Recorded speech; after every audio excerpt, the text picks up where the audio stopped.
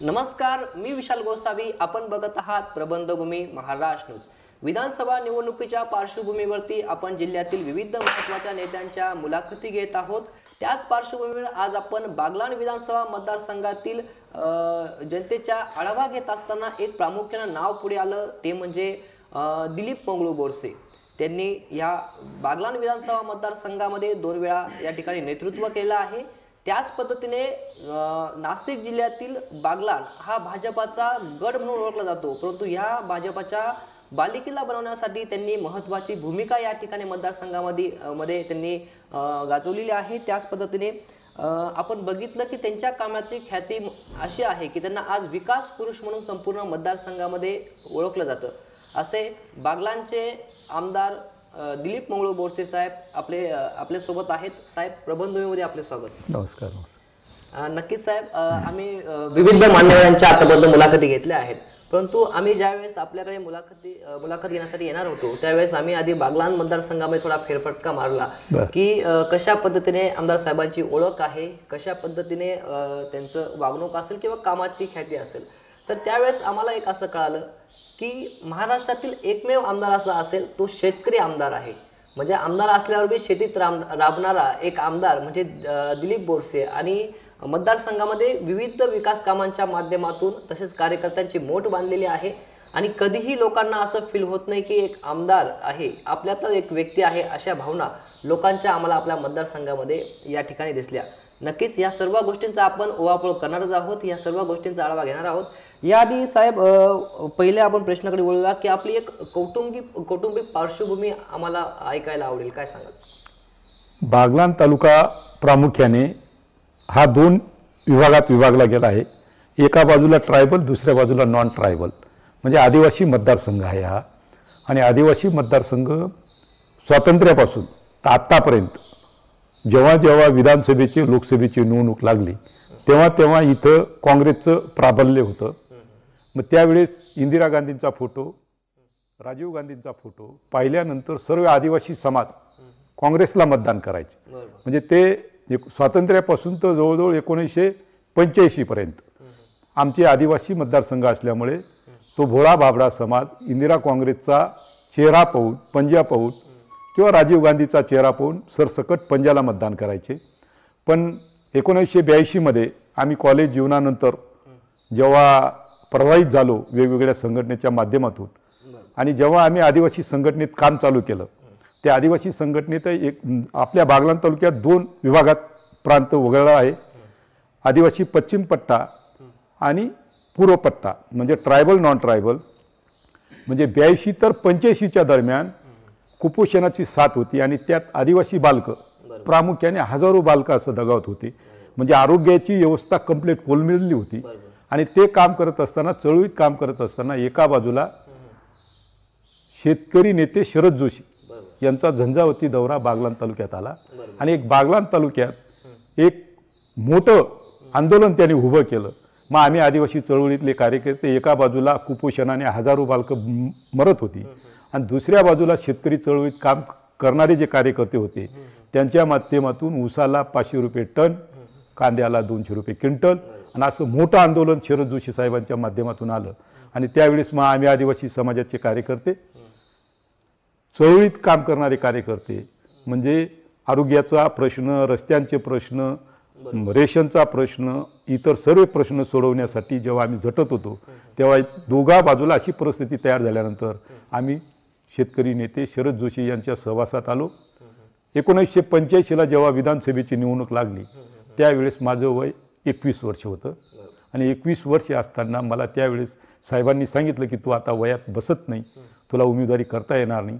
आणि 85ला पहिले शरद जोशीने आमच्या या बागलाण तालुक्यात पूर्ण नाशिक जिल्ह्यात 14चे 14 सीटं उभे केले आणि शेतकरी संघटनेच्या माध्यमातून 14चे 14 आमदार निवडून आले.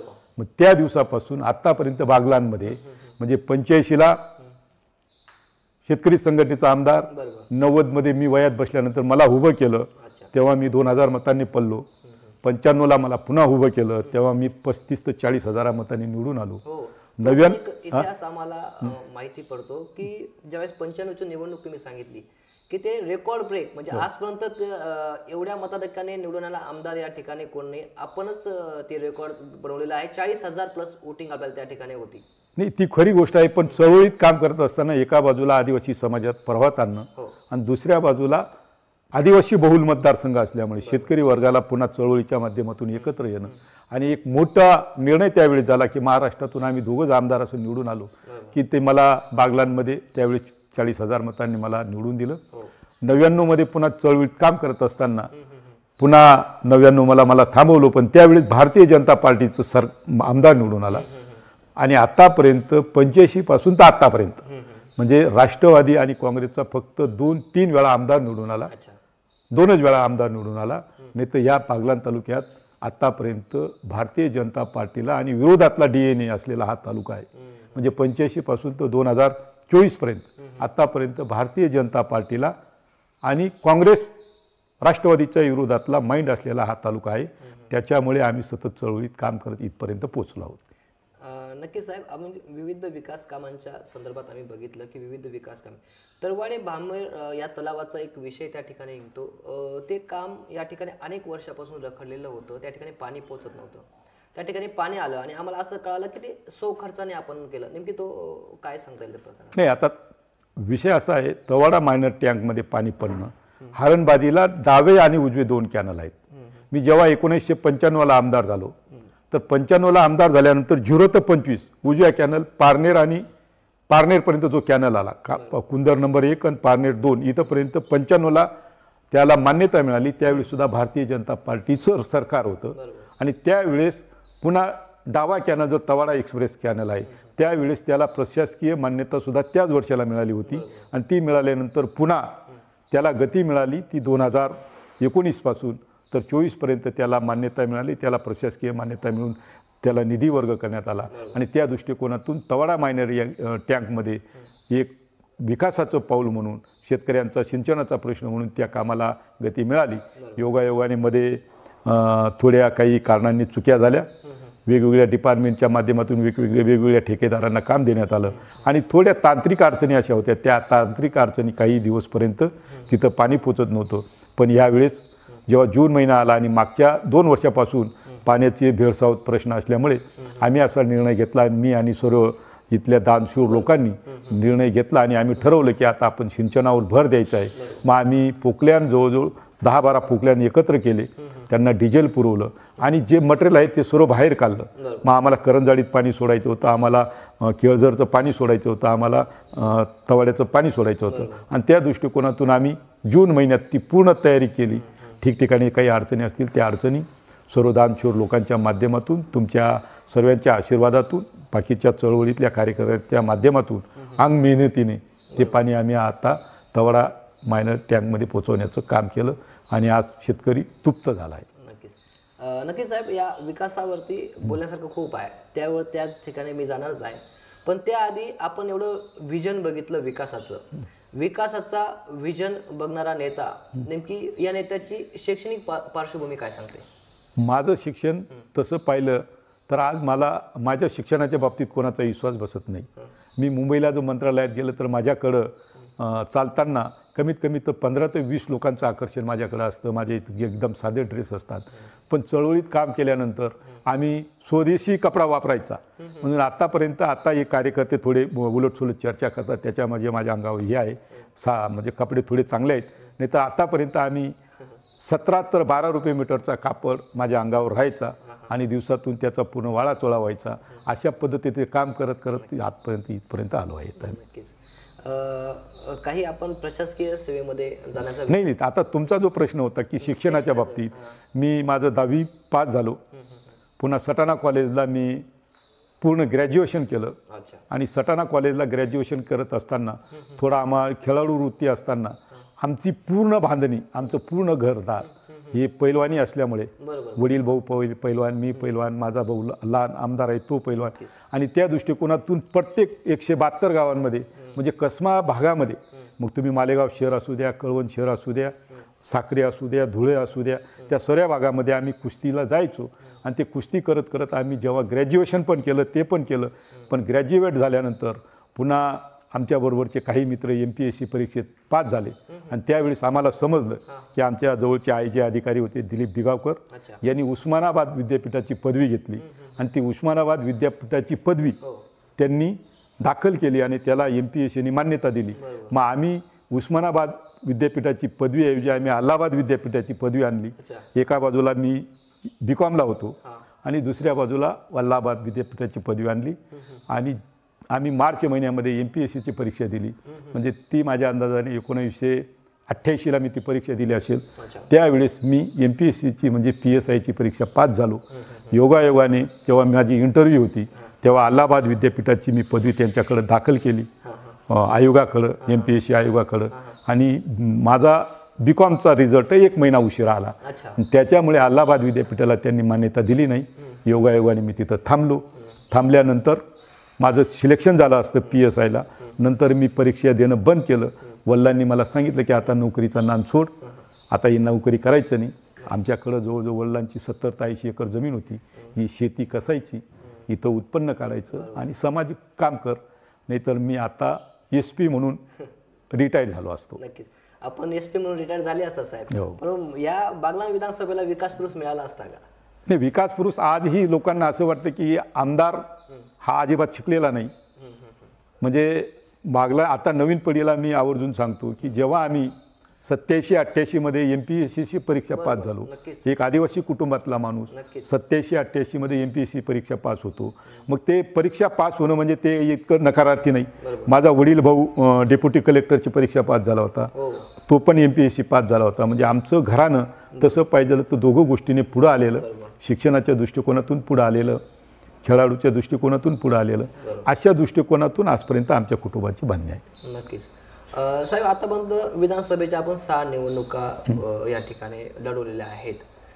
एकंदरीत आतापर्यंत बागलाणचा काय आढावा सांगाल? या निवडणुकीच्या माध्यमातून तुम्ही लोकांशी कनेक्ट आहेत, नक्की काय विजन असेल आपलं साहेब? आता काय झालं, आम्ही तसं पाहिलं तर 90 पासून या माध्यमातून राजकारणात आहोत. मग 90चं एक इलेक्शन झालं आमचं, तर आतापर्यंत 90, 95, 2000, 2004, 2009, 2014, 2019 आणि 2024. आता हे आमचं 7वा-8वं इलेक्शन आहे. म्हणजे त्या इलेक्शनमध्ये त्यावेळची परिस्थिती अशी होती की पूर्ण सारावारा आम्ही शरद जोशीच्या चळवळीत जेव्हा इलेक्शन लढायचो तेव्हा पूर्ण शेतीचा पैसा एकत्र करायचा 5 वर्षाचा आणि तो राजकारणात वापरायचा. आणि ते करत असताना आपल्या तालुक्याचं जे व्हिजन होतं की एका बाजूला शेतकऱ्यांची अवस्था खराब, दुसऱ्या बाजूला आदिवासींची अवस्था अशी असल्यावर यांना कुठंतरी ऊर्जा अवस्थेत आणायचं. आणि ते करत असताना योगायोगाने आपल्या 2019ला भारतीय जनता पार्टी शिवसेनेचं सरकार आलं आणि आम्हाला ती संधी सापडली. आणि त्या संधीच्या माध्यमातून आम्हाला म्हण आहे ते आपण मागतो 1 डोळा देव देतात 3 डोळे, तशा पद्धतीने भारतीय जनता पार्टी शिवसेनेच्या माध्यमातून आम्हाला कोटीच्या पुढे निधी आला आणि त्या निधीचा पूर्णपणे वापर चांगलं विजन या दृष्टिकोनातून आज आपण केला आहे. नक्कीच साहेब, आपण या ज्या 40 वर्षाचं राजकारण आपण पकडू की या एवढ्या वर्षापासून आपण राजकारणात आहात, अशी काही वेळ आली का निराशा त्या माध्यमातून आपल्याला झाली असेल किंवा निवडणूक आपण काही निवडणूक पराजित देखील झालेल्या आहेत? नाही, अनेक प्रसंग आले. आता आमचा मागे 2014 मध्ये माझा 2000 मतांनी पराभव झाला. 99 मध्ये माझा 3-3.5 मतांनी पराभव झाला. 90 मध्ये पण माझा तशाच पद्धतीने 2-3 हजाराचा पराभव झाला. म्हणजे आम्हाला आत्तापर्यंत लढत असताना 90 पासून तर आत्तापर्यंत आमचा पराभव फक्त 3 ते 4 हजार मतांच्या आत झाला आहे. म्हणजे 1000 मतांनी, 2000 मतांनी, 3000 मतांनी किंवा 5000 मतांनी. मग ते करत असताना कधी आपण नाराज झालो नाही. पहिल्यापासून खिलाडू वृत्ती असताना आणि सर्व समाजाचे प्रेम भावना असताना फक्त लढत राहायचं आणि लढत करताना नाराज व्हायचं कारण नाही. मग अनेक संकट आले, मग राजकारणात आले, शेतीच्या माध्यमातून शेतीवर आले. आता आम्ही तसे तर पहिले बागायतदार लोक आहोत. आता 2014 पासून तर 2019 पर्यंत आम्ही शेती व्यवसाय करत असताना अनेक आसमानी संकटांना तोंड दिलं आणि द्राक्ष आणि डाळिंबची शेती करत असताना आमचं दर वर्षाला 3 वर्ष तर आमचे जवळजवळ 600 टनाचा माल हा निसर्गाच्या लहरीपणामुळे खराब झाला. म्हणजे 600 टनाचा माल तो जर आपला खर्च वजा काढून 70 तर 75 रुपये गेला असता तर ते कॅल्क्युलेशन जर काढलं तर 4 वर्ष सतत शेतीत फटका बसल्यानंतर सुद्धा आम्ही मागे वसरलो नाही. मग संकट आणि समस्या ही मरेपर्यंत राहणार आहे. समस्यावर फक्त मात करणं हे आमचं कर्तव्य आहे. नक्कीच. साहेब, आज आम्ही मतदारसंघामध्ये आढावा घेतला असता खूप टच आपला मतदारसंघातील जनतेशी आहे. एवढा जिव्हाळा, एवढा टच कसा निर्माण करतात आपल्याला? आता काय झालं, पूर्ण तालुक्याचं जर वैभव पाहिलं तर आम्ही सर्व समाजामध्ये आणि आमच्या समाजाची एक संस्कृती आहे. आदिवासी मतदारसंघामध्ये दोन गोष्टी महत्त्वाच्या असतात. आमचे पूर्वज असं म्हणायचे, आपले सर्वांचे पूर्वज असं म्हणायचे, एका बाजूला आदिवासी हा असला ना, हा शेतीशी निगडीत जर असला तर त्याच्याकडे शेती व्यवसाय कधी टिकत नाही. म्हणजे भिलाची शेती कधी टिकत नाही आणि कुणब्याचं दुकान पण टिकत नाही, अशी आमच्या या उत्तर महाराष्ट्रात म्हण आहे. आणि त्या दृष्टिकोनातून एक दृष्टांत द्यायचा होता की आपल्याला शेती पण टिकवायची आणि कुणब्याचं दुकान पण टिकवायचं. त्या माध्यमातून आज आम्ही आमच्या माध्यमातून कामं केले आहे. नक्कीच नक्कीच. साहेब, आम्ही असं देखील ऐकलं की ज्या स्थानिक स्वराज्य संस्थेच्या निवडणुका होत असतात, ग्रामपंचायत असेल, जिल्हा परिषद असेल, पंचायत समिती असतील, या निवडणुकीमध्ये आपण इंटरफेअर कुठेही करत नाही.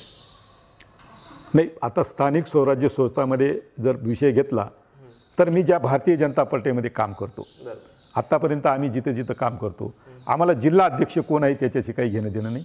आम्हाला तालुका अध्यक्ष आहे त्याच्याशी काही घेणं देणं नाही. आम्हाला बूथ प्रमुख कोण देणार ते काही घेणं देणं नाही. पण जो मतदार राजा आम्हाला मतदान करतो त्याला आम्ही देव मानतो आणि त्या मतदाराची पूर्णपणे 5 वर्ष सेवा करण्याचं काम सतत आमच्यासारख्या कार्यकर्त्यांकडनं झालं पाहिजे. मग गटातटाचं राजकारण तुम्ही ग्रामपंचायत असू द्या, सोसायटी असू द्या, नगरपालिका असू द्या, मार्केट कमिटी असू द्या, चांगला काम करणारा जर कार्यकर्ता आपल्या या तालुक्यात तयार होत असेल, चांगलं व्हिजन करून दिशा देणारे जे लोक जर आपल्या या बागलांमध्ये तयार होत असेल तर त्यांना नाक विरोध करणं हे काही बरोबर नाही. म्हणून त्यांचं काम त्यांना करू द्यायचं, आपलं काम आपण करायचं. आणि ती थिअरी आमच्या बोरसे कुटुंबांनी आतापर्यंत ठेवली आहे. बरोबर. एक किस्सा एक व्यक्तीने आम्हाला असा देखील सांगितला की ज्यावेळेस काही आग पीडित घटना घडत असतात त्या ठिकाणी सगळ्यात पहिले पोहोचणारा व्यक्ती म्हणजे दिलीप बोरसे आहे. ते पोहोचत असतात, खर्चाने मदत करत असतात. आतापर्यंत अनेक लोकांना मदत केली. नेमकी तो किस्सा काय आहे? म्हणजे नाही, आतापर्यंतचा इतिहास पाहिला म्हणजे आता नाही, तसं 85 पासून आमच्या घराण्यामध्ये खानदानी तो गुण आहे. आमचे वडील जरी होते, जेव्हा एखादा प्रसंग आरोग्याचा आला किंवा पोलीस स्टेशनचा आला की पूर्णच आमचे वडील राजकारणी नव्हते, पण जेव्हा समाज इथं यायचा त्या समाजाला घेऊन पोलीस स्टेशनमध्ये जाणं, त्यांना जेवण देणं, त्यांना भाडं देणं आणि त्या पद्धतीने काढणं, किंवा आमच्या समाजामध्ये जे आरोग्याचे प्रश्न असतील किंवा इतर समाजामध्ये जर काही प्रॉब्लेम आले असतील ते सोडवत जाणं, आणि ते गुण आमच्यामध्ये असल्यामुळे आज आम्ही जरी सत्तेमध्ये आहोत, मग आग पीडित असू द्या किंवा आणखी मंदिराचे प्रश्न असू द्या, गोरगरीब जनतेच्या आरोग्याचे प्रश्न असू द्या.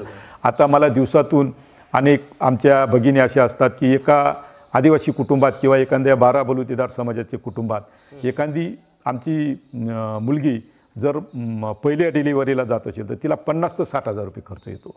म्हणजे त्या माणसाला कमीत कमी एका शेतकऱ्याकडे 1 वर्ष सालाने काम करावं लागतं किंवा एखाद्या व्यापाऱ्याकडनं त्या माणसाला 2 वर्षाचा उचल घ्यावी लागते.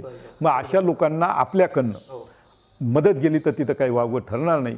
मी तसं पाहिलं तर 1995ला आमदार झालो आणि 2000पर्यंत मी आमदारकी भोगली आणि 2000 सालापासून तर जवळजवळ 2019पर्यंत मला जी पेन्शन येत होती, मला कमी वयात पेन्शन चालू झाली. लोक असं म्हणतात की कमी वयात ज्याला पेन्शन मिळाली ते जास्त दिवस खात नाही, पण मी जे मला पैसे यायचे मी ते झाले का ते 15 दिवसात जिथं जिथं गरीब लोक असायचे, कोणाचं 10वा असू द्या, कोणाची मयत असू द्या, कोणाचं आरोग्याचं असू द्या, कोणाचं सुखा समाधाचा कार्यक्रम असू द्या, त्याला ती मदत जशीच तशी आपण दिली आहे.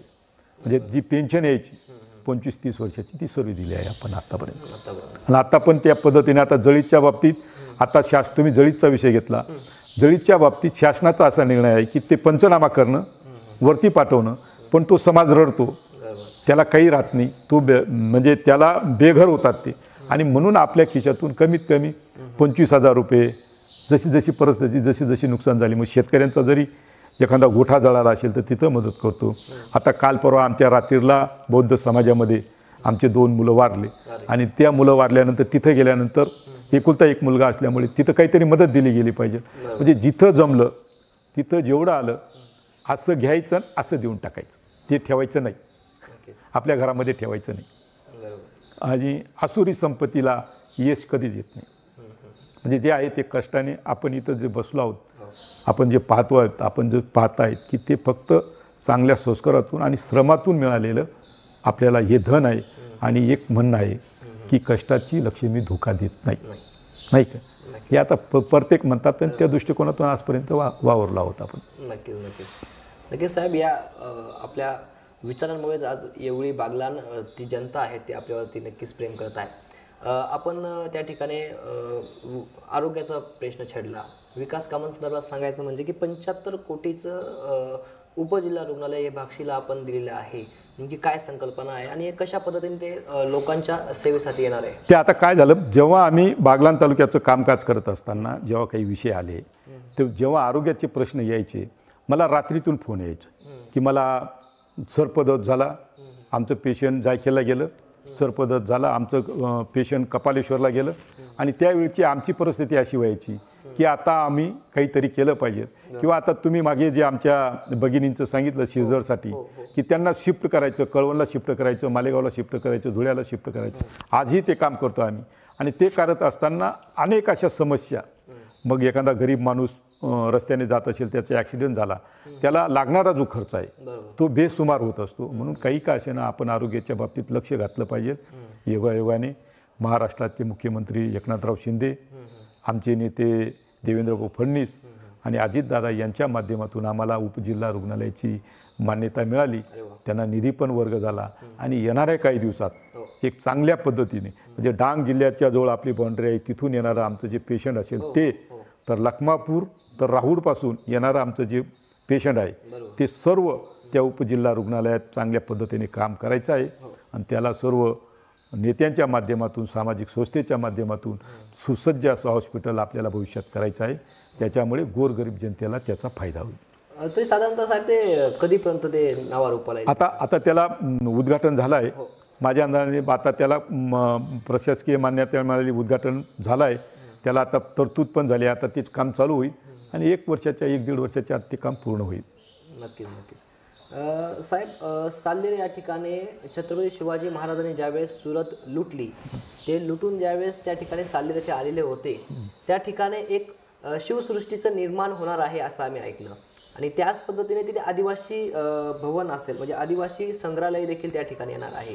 ती नेमकी संकल्पना काय आहे त्या संदर्भात काय सांगू शकता? आपण दरवेळेस म्हणायचो की आपल्या महाराष्ट्रात सर्वांचे श्रद्धास्थान छत्रपती शिवाजी महाराजांचं इथं हे स्मारक झालं पाहिजे, तिथं पुतळा झाला पाहिजे. पण योगायोगाने आम्ही जेव्हा या आदिवासी भागामध्ये जेव्हा 85 सालापासून फिरत असताना आमचे जुने लोक होते, आता ते हयात नाहीत काही लोक कोकणातले, आणि ते कोकणातले लोक आम्हाला काय म्हणायचे की आपल्या सर्वांचे श्रद्धास्थान छत्रपती शिवाजी महाराज हे साल्हेर किल्ल्याच्या पायथ्याशी आले होते. मग मी त्यांना विचारायचो, आता ते लोक हयात नाहीत, अनेक लोक आहेत, मी त्यांना विचारायचो कुठून आले बुवा असं. मग ते सांगितलं की त्यांनी आम्हाला सांगितलं की त्यावेळी सुरतला गेले, सुरतून येताना आपल्या ह्या मार्गाने असं आले बुवा ते. मग त्यांना हा रस्ता दाखवला कोणी. मग ते लोक असं म्हणायचे, आमचे आदिवासी लोक, छत्रपती शिवाजी महाराजांना साल्हेरच्या किल्ल्या पायथ्यापासून घेऊन जाणारा जो त्यांचा हे होता, हेर होता, तो बहरजी नाईक होता. म्हणजे आमचे नाईक लोक हे आदिवासी म्हणून बहरजी नाईकाला आजही महाराजांचा एक विश्वासू सहकारी म्हणून बहरजी नाईक घेऊन आले.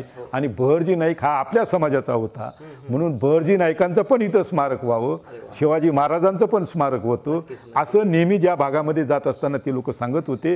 आणि ती कल्पना काही कोणाला नव्हती.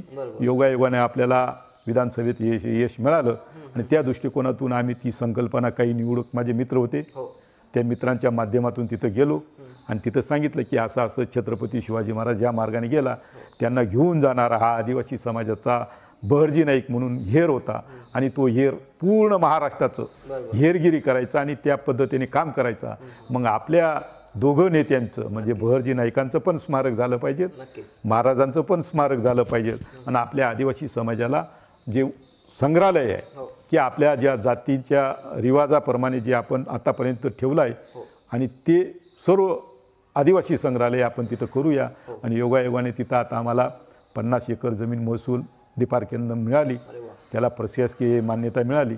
आपल्या महाराष्ट्राचे मुख्यमंत्री एकनाथराव शिंदे, उपमुख्यमंत्री आमचे नेते देवेंद्रभाऊ फडणवीस, अजितदादा यांच्या माध्यमातून आता आम्हाला 75 कोटी रुपये मिळाले आहेत.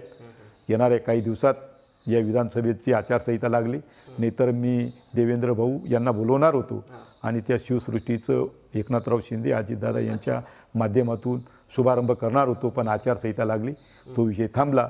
नाही तर एक चांगलं स्मारक साल्हेरच्या किल्ल्याशी पायथ्याशी, आणि साल्हेर किल्ला ह्या जागतिक लेवलवर पोचला आहे. मागे 2 महिन्यापूर्वी विनोदची संघटना येऊन गेली आणि आपलं बागलांचं भाग्यवान आहोत आपण की एक चांगलं स्मारक राजांचे पाय लागले आहेत आणि तिथं योगायोगाने आमच्यासारख्या कार्यकर्त्यांना तिथं यश मिळालं आहे. आम्ही आयुष्यभर तो क्षण काही विसरू शकणार नाही. नक्कीच, खरंच खऱ्या अर्थाने बागलांच्या जनतेसाठी जो सुवर्ण क्षण असेल त्या ठिकाणी शिवसृष्टी आणि बहिर्जी नाईक यांचं ज्यावेळेस स्मारक बनेल तो खरा दिवस बागलांसाठी एक सुवर्ण अक्षरात लिहिलं जाईल असं या ठिकाणी नमूद नक्कीच करावं लागेल. साहेब नक्कीच त्याच पद्धतीने आपण जर या 5 वर्षाचा आढावा घेतला तर जवळजवळ 2300 कोटीचा निधी या ठिकाणी आपण या मतदारसंघासाठी आणलेला आहे आणि मला वाटतं आतापर्यंतच्या संपूर्ण विधानसभा कार्यकाळात हा सर्वात मोठा निधी आहे. काय वाटतं साहेब? नाही, आता तुम्ही सांगितलं ना, मी आता शिवस्मारकाचं उदाहरण दिलं की पहिले आम्ही आशीर्वाद राजांचा तिथे घेतला, त्या माती उचलली, आम्ही माती कंपाळाला लावली, तिथून आम्ही निघालो सुसाट वेगाने सरकार आल्यानंतर, तिथून आम्ही निघालो पुन्हा आपले मुल्हेरला आलो. आपले सर्वांचे श्रद्धास्थान मुल्हेरला उद्धव महाराजांची समाधी आहे. त्यांचं एक राज्य होतं आणि ते राज्य चालवत असताना त्यांनी सर्व समाजाला घेतलं होतं, म्हणून उद्धव महाराज समाधीसाठी त्या संस्थांसाठी पुन्हा पर्यटन विभागाकडून आपण 5 कोटी रुपये घेतले. तिथून आपण जैन समाजाचं मोठं एक मंदिर आहे मांगीतुंगीला, पूर्ण भारतातला जैन समाज तिथं मागतो, तिथं पण सुद्धा आपल्या महाराष्ट्र शासनाच्या वतीनं 5 कोटी रुपये दिले. त्याच्या खाली आपण अंतापूरला आलो. आपलं सर्वांचं श्रद्धास्थान शंकर महाराजांचं आहे, दावलच्या बाबाचं आहे. पूर्ण महाराष्ट्रातील भाविक दर गुरुवारी तिथं येतात, दर्शन घेतात. आपण तिथं पण 5 कोटी रुपये दिले. भारतीय जनता पार्टी शिवसेनेच्या माध्यमातून आपण तिथं थांबलो नाही. आमच्या इथं हरिभक्त पारायण कृष्णाजी माऊली यांची भूमी आहे जायखेडची, तिथं सांप्रदायिकचं की जो समाज परवानपरा व्यसनाधीन होत होता 1965 पासून, त्या समाजाला पुन्हा व्यसनापासून लांब करण्याचं काम हबप कृष्णा माऊली यांच्या संस्थांनी केलं. तिथं पण आम्हाला यश मिळालं, तिथं आम्ही 5 कोटी रुपये दिले. त्याच्या बाजूला आपण हिंदळबारी म्हणून आहे आणि हिंदळबारीच्या बाजूला आमचं भीमाशंकर आहे. भीमाशंकरला सुद्धा तिथल्या आमच्या सर्वांच्या आशीर्वादाने तिथं आज आपलं शिवमंदिर आहे, तिथं पण आम्ही 5 कोटी रुपये दिले. ते आशीर्वाद घेत असताना पुन्हा आम्ही नागपूरला पोचलो. आई तुळजाभवानीची आम्ही लहानपणापासून आशीर्वाद घेत होतो. यात्रेला गेलो की पहिले आपल्या भवानी मातेचं दर्शन घेत होतो आणि योगायोगाने आता भवानी मातेला सुद्धा आम्ही 5 कोटी रुपये दिले. ते आशीर्वाद घेतले. पुन्हा अंबासनला गेलो आणि अंबासनला गेल्यानंतर खंडेराव महाराजांचं एक सुंदर असं मंदिर त्या टेकडीवर येणार आहे आणि एक मिनी आपलं चंदनपुरीनंतर आपलं अंबासन हे येणार आहे आणि त्या खंडेराव महाराजांचा भंडार उधळून आम्ही जेव्हा आशीर्वाद घेतला तिथंसुद्धा सर्वांच्या सहकार्याने बागलांचे आशीर्वाद जनतेचे असल्यामुळे तिथंसुद्धा 5 कोटी रुपये मिळाले. तिथं आम्ही थांबलो नाही. तिथून परत आपल्या जोधेश्वरला आलो. आज जोधेश्वरला गेलं तर तिथंसुद्धा 5 कोटी रुपये दिले आहेत.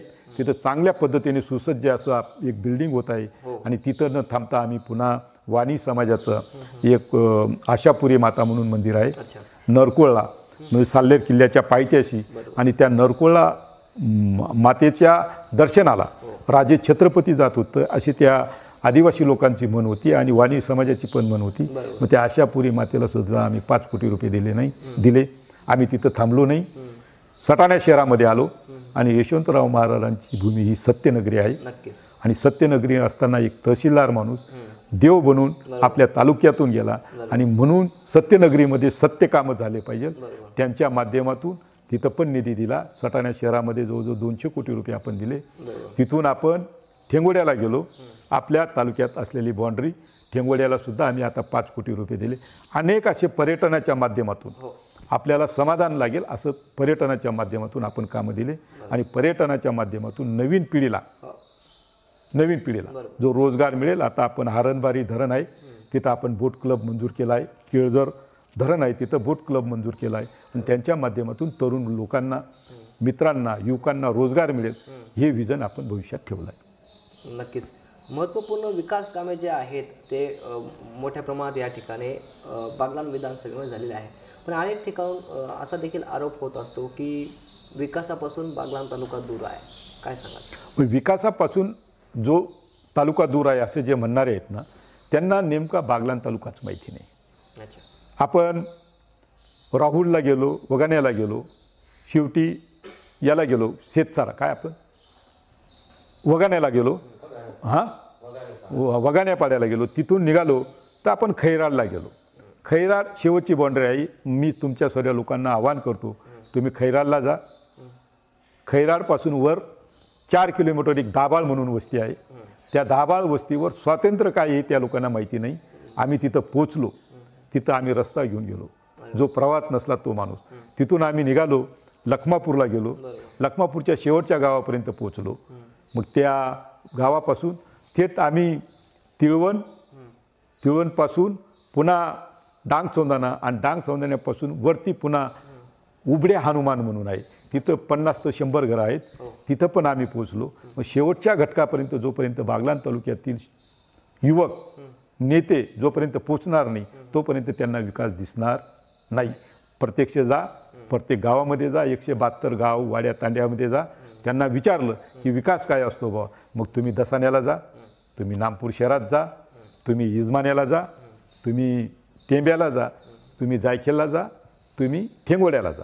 तुम्हाला सर्व गावांमध्ये गेल्यानंतर, गावाच्या विषयीजवळ गेल्यानंतर विकास कसा असतो, कारण की गाव आणि गावाला असणारा जो एरिया असतो म्हणजे पांदन रस्ते आहेत. म्हणजे तुम्ही जो पिंपळकोट्याला गेले तर एक पवननगर म्हणून वस्ती आहे, त्या पवननगरमध्ये पूर्ण वेढा मानून आज आपण चांगल्या पद्धतीने पांदन रस्त्याच्या माध्यमातून चांगले कामं केले आहेत. असे अनेक कामं आपण या बागलाण तालुक्यात केलं आहे. पण जोपर्यंत तुम्ही त्या साईटवर जात नाही, पोचत नाही, तोपर्यंत तुम्हाला काही ते दिसणार नाही. आणि ज्या लोकांना प्रभावित करणारे जे काम आहेत गावापर्यंत, त्या पॉकेटप्रमाणे त्यांना ते माहिती आहे. म्हणून विकास हा 100% झाला आहे. विकासाबरोबर अजून विकास करायचा असेल तर पुन्हा सिंचनाबाबतीत आपल्याला काम करायचं आहे, आरोग्याच्या बाबतीत काम करायचं आहे, शिक्षणाच्या बाबतीत काम करायचं आहे. आणि शिक्षण, आरोग्य या माध्यमातून जर बागलाणमध्ये कामं झाले तर 100% मी अभिमानाने सांगतो की बागलाण हा बारामतीची बरोबरी करेल. अरे वा, बरोबर. नक्की साहेब, आपलं विजन देखील मोठं आहे आणि या ठिकाणी आपण मांडलेल्या कामांचा आढावा देखील नक्कीच या ठिकाणी आपल्या बागलाण विधानसभे जनतेला नक्कीच याची या ठिकाणी प्रचिती होणार आहे. साहेब, ठीक आहे, आपण विकास कामांविषयी बोललो. आपण जर राज्याच्या राजकारणाविषयी काही आढावा थोडा घेतला तर मुख्यमंत्री एकनाथजी शिंदे असतील, उपमुख्यमंत्री अजितजी पवार असतील, यांना भाजपाने या महायुतीत जॉईन केलं, त्याकडे आपण कसं बघतात? खरं म्हणजे जनाधार भाजप शिवसेनेला दिला होता. म्हणजे भाजप शिवसेनेला जनाधार दिला, जनतेने दिला, महाराष्ट्राने कोल दिला. आणि भाजप शिवसेना हे 100% मेजॉरिटीने आलेला पक्ष होता. योगायोगाने मध्ये कोणीतरी आपल्या नेत्यांच्या मिसगाईडमुळे इतर पक्षाच्या शिवसेना त्यांनी अलिप्त केली आणि अलिप्त केल्यानंतर पर्याय नव्हता. सर्वात मोठा पक्ष म्हणून भारतीय जनता पार्टी होती, जनतेने जनाधार दिला होता आणि विकासाचे कामं 2-2.5 वर्ष जो पाहिले तर पूर्ण ठप्प होते, पूर्ण ठप्प. आता आपण विरोधातले आमदार होते, आपला विषय सोडूया, पण जिथं सत्ताधारी पक्षाचे जे आमदार होते त्यांचे तिथं पण निधी देत नव्हते. त्यांची जे व्हिजन आहे महाराष्ट्राकडे पाण्याचा तो अजिबात बरोबर नव्हता. आणि 2.5 वर्षानंतर काही का असेना महाराष्ट्राचे मुख्यमंत्री एकनाथराव शिंदे हे खरं बाळासाहेब ठाकरे यांचे शिवसैनिक होते, त्यांना ते पाहता आलं नाही. महाराष्ट्रातला जे घडतं चित्र ते चित्र त्यांच्या डोळ्यासमोर झालं नाही. आणि अनेक शिवसेनेचे नेते म्हणजे 40 आमदार त्यांच्याबरोबर गेले, ते गेले नाही तर ते शिवसैनिकसुद्धा खाली तळागाळापासून काम केलेले सर्व आमदार होते. त्यांनी पण ठरवलं की आता आपल्याला काहीतरी निर्णय घ्यावा लागेल आणि म्हणून ते बंड झालं. ते बंड शिवसेनेचं झालं आणि ते शिवसेनेचं बंड कोणीच रोखू शकलं नाही, कारण जो आमदार होता तो खाली म्हणजे ग्रामपंचायत लेवलपासून वार्डापासून तयार झालेला तो कार्यकर्ता होता आणि त्यांचं रक्त ते काही कोणी रोखू शकले नाही. योगायोगाने ही सत्ता आली आणि सत्तेचा आपल्याला पूर्ण महाराष्ट्रात चांगले फळं आता चाखायला मिळतात. शेतकऱ्यांच्या बाबतीत असू द्या, महिलांच्या बाबतीत असू द्या, सुशिक्षित तरुणांच्या बाबतीत असू द्या, आजचं व्हिजन जो पाहिलं तर ते व्हिजन स्वातंत्र्यानंतर एकही मुख्यमंत्र्याला उपमुख्यमंत्र्याला ते जमलं नाही, कुठल्याच सरकारला जमलं नाही. पण या 2.5 वर्षाच्या कालावधीमध्ये जसं बागलांमध्ये विकास झाले पूर्ण महाराष्ट्रात, तशाच पद्धतीने विकास झालेला तुम्हाला दिसतो. नक्कीच. पण विरोधक असा आरोप कायम करत असतात की भाजप हे फोडाफोडीचं राजकारण करते. भाजप हे फोडाफोडीचं कधीच राजकारण करत नाही. मी तुम्हाला म्हणतो, भाजप हा काम करणाऱ्या माणसाला लिफ्ट देत असतो आणि काम करत असताना जो माणूस काम करतो त्या आणि जो माणूस पुढं येतो त्याला कधीच भाव देत नाही. पण जे काम करणारे लोक आहेत, आता तुम्ही एकनाथराव शिंदे हे सर्वात मोठे नेते आहेत, त्यांचं काम करण्याची पद्धत घ्या. एक उदाहरण देतो.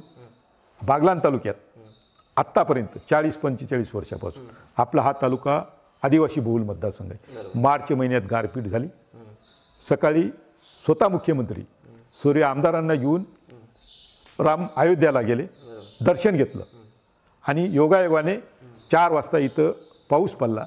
पाऊस पडल्यानंतर गारपीट झाली, अतोनात नुकसान झालं. मी रात्री आपल्या पालकमंत्र्यांना फोन केला, दादाजी भुसे साहेबांना, की माझ्या बागलाण तालुक्यातला शेतकरी हवालदिल झाला आहे, साहेब काही करा, तुम्ही उद्या दौरा करा. साहेबांनी ते ऐकून घेतलं आणि पुन्हा देवेंद्र भाऊच्या कानावर टाकलं. देवेंद्र भाऊने पण सांगितलं की आता आम्ही काहीतरी निर्णय घेतो. एकत्र बसले आणि दुसऱ्या दिवशी 10 वाजता महाराष्ट्रातला मुख्यमंत्री बागलांच्या शेतकऱ्यांच्या बांधावर येतो. मग मला असं सांगा, या स्वातंत्र्यापासून जेव्हा शेतकऱ्यांवर संकट पडले तेव्हा शेतकऱ्यांच्या बांधावर जाणारं सरकार हे महायुतीचं सरकार. शेतकऱ्यावर बांधावर जाणारा पहिला मुख्यमंत्री तो एकनाथराव शिंदे, देवेंद्र भाऊ फडणवीस, अजितदादा पवार. मग ह्या लोकांचं क्रयशक्ती आहे काम करण्याची, घरी बसण्याची नाही. आणि आज काम करणारे जे लोक असतील त्यांना सर्वांनी साथ दिली पाहिजे. मग तो आपला ग्रामपंचायत सदस्य असू द्या का देश पातळीचा नेता असू द्या, जे काम करतील त्याला जनतेने 100% साथ दिली पाहिजे. नक्की साहेब, आपण गेल्या अनेक वर्षापासून, एवढ्या वर्षापासून आपण भाजपसोबत आहात. आता अनेक लोकांनी पक्षांतर केले, पक्ष बदलले. तुम्हाला असं कधी वाटलं नाही की आपल्याला पक्ष बदलायचा आहे? नाही, आता पक्ष बदलण्याचा काही विषय येत नाही.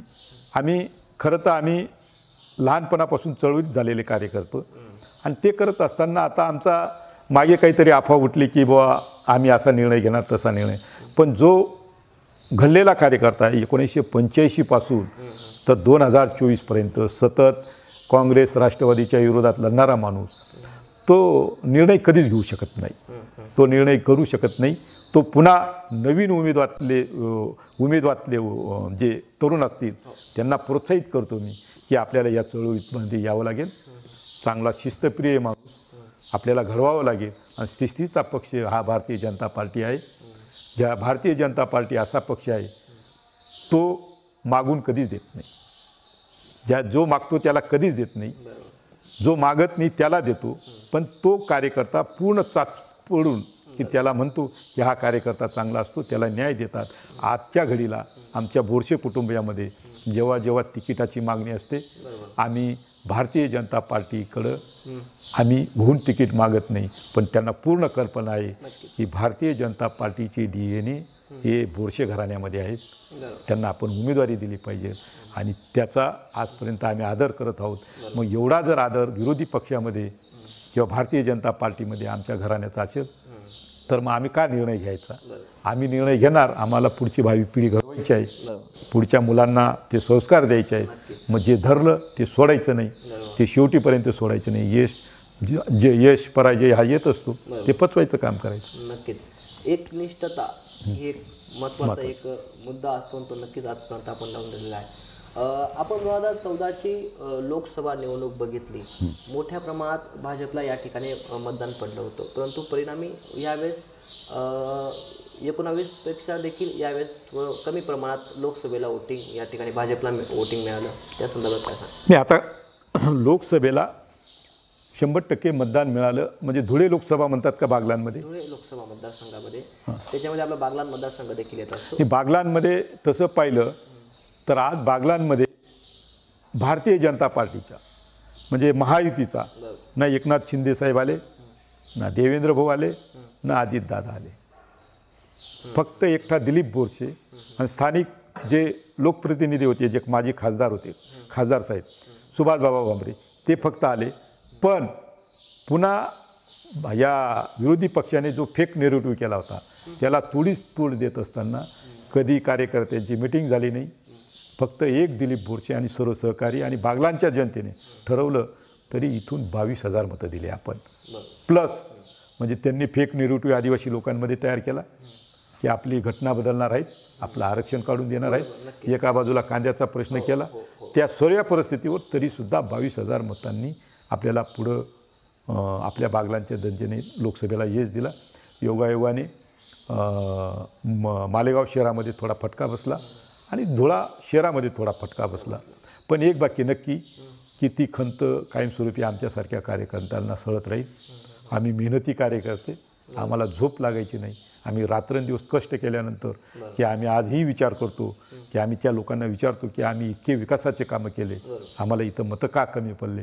तेव्हा काही कार्यकर्ते थोडे त्या बाबतीत आत्ता मोकळ्या मनाने बोलायला लागले की आमच्याकडं ठाण्यातून लोक आले, आमच्याकडनं नंदुरबारकडचे लोक आले, आमच्याकडनं पालघरमधून लोक आले आणि गावागावामध्ये एकत्र येऊन आपल्या लोकांना सांगितलं की आपलं आरक्षण काढून घेणार आहेत, आपली घटना बदलणार आहे.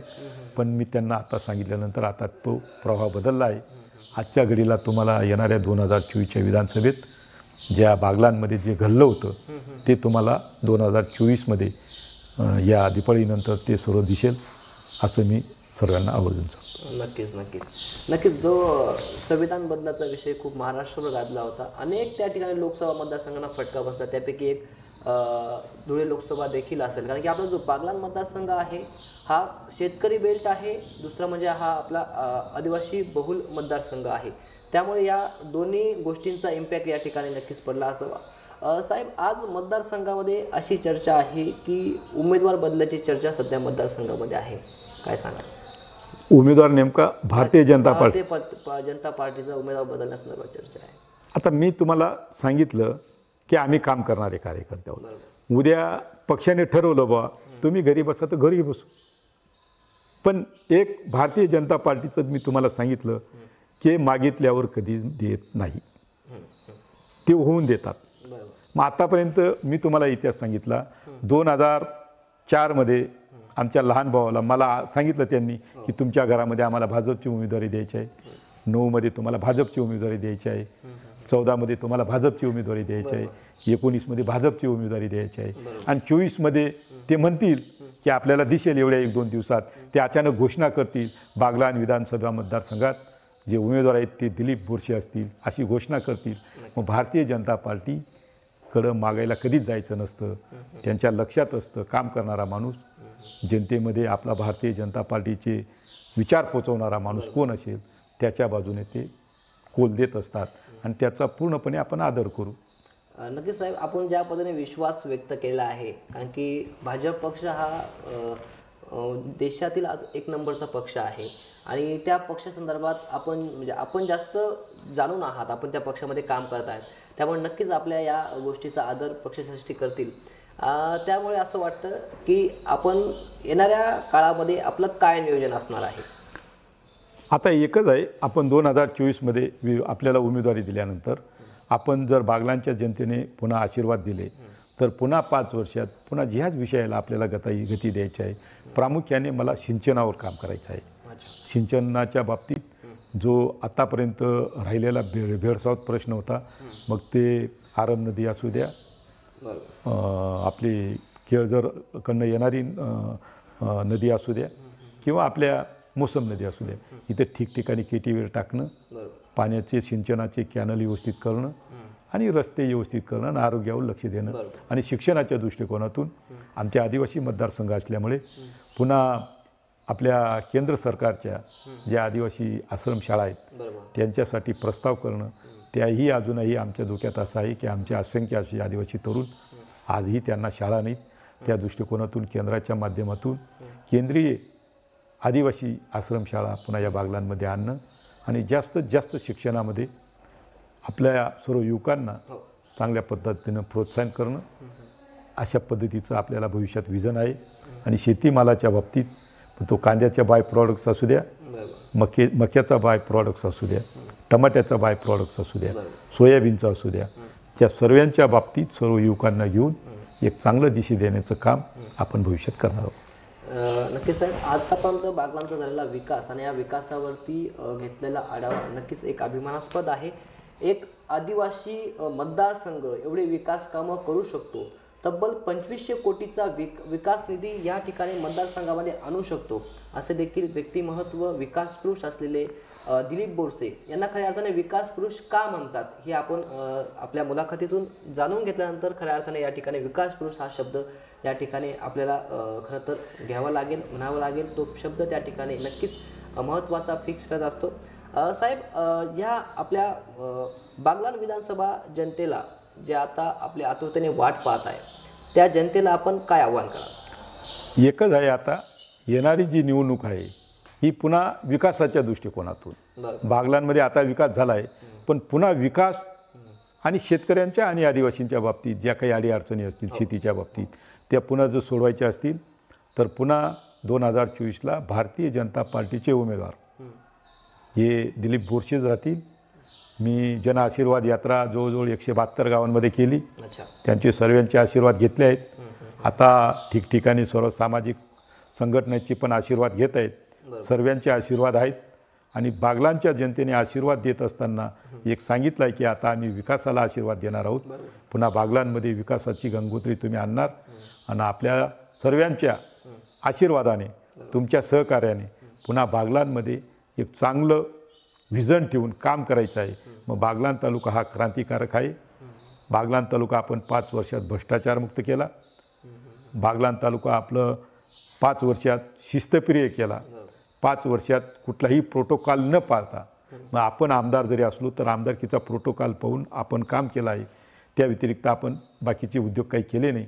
आणि ते काम करत असताना ज्या चळवळीतून मी तयार झालो त्या चळवळीतून नेत्यांनी मला घडवलं आहे. काही नेते अजूनही जिवंत आहेत. आता सांगायचं झालं तर रामचंद्र बापू पाटील आज जिवंत आहेत. त्यांनी मला घडवलं आहे. नंतर मला मी भारतीय जनता पार्टीकडे जरी गेलो तरी बापूंचा आशीर्वाद माझ्याबरोबर आहेत. अनेक असे नेते आहेत की त्यांच्या माध्यमातून मी घडलेला कार्यकर्ता आहे आणि त्यांचा त्याग या बागलांच्या विकासासाठी तो कधी मागं हटणार नाही. या दृष्टिकोनातून त्यांचे आशीर्वाद घेऊन या बागलांचा विकास करायचा आहे. आणि तो विकास साधत असताना पुन्हा नवीन पिढीतले कार्यकर्ते, नवीन युवकांना कार्यकर्त्यांना पुन्हा ज्या चळवळीतून आम्हाला मंत्र दिले आहेत त्या मंत्र त्यांना देणं आणि बागलांचा विकास करणं हेच माझं स्वप्न आहे. नक्कीच. धन्यवाद साहेब, या ठिकाणी आपण वेळात वेळ काढून आम्हाला वेळ दिला. कारण की आज अनेक आपलं बेजूल शेड्यूल होतं, आम्ही वेळ मागितला आणि तरी आपण भरपूर आता जवळजवळ 1 तासापासून आपली चर्चा सुरू आहे. आणि विकासाच्या मुद्द्यावर बोलत असताना किंवा मतदारसंघाविषयी बोलत असताना हे मुद्दे कधी संपणारच नाही, एवढा विकास आपल्या माध्यमातून झालेला आहे. तरी आम्हाला नक्कीच या ठिकाणी वेळेचं बंधन आहे.